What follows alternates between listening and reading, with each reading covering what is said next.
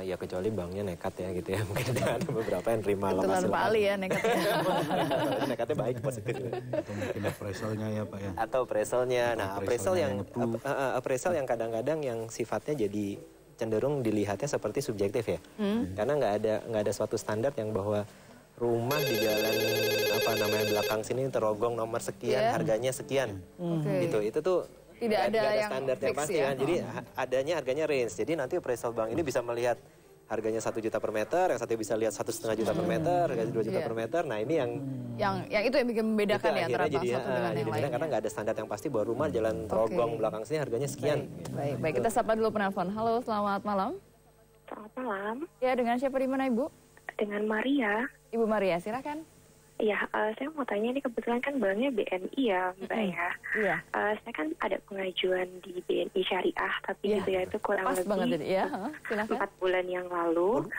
Tapi kemudian turun plafon ya di bank syariah itu sampai dengan 100 juta, mungkin karena kalau hitung secara margin itu sekitar 14 sampai dengan 15%.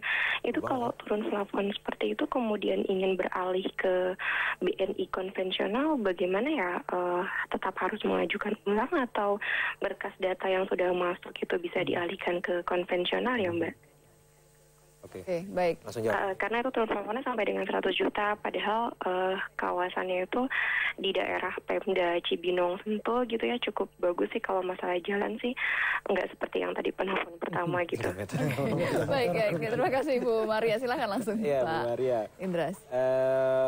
Kalau pengajuan, ya mohon maaf, jadi harus ngajuin ulang gitu ya. Karena walaupun kita sama-sama BNI, ini BNI Syariah ya. BNI Syariah, di kita ada 2 perusahaan yang berbeda nih. Karena apalagi dia sudah menjadi PT BNI Syariah sendiri nih gitu ya. Walaupun kita satu grup. Bisa dibantu, tolong pindah dulu. Sebenarnya bisa, saya tinggal minta aja sih. Kalau misalnya itu langsung menghubungi Pak Indras ya. Atas nama temannya berapa Bu Maria gitu ya.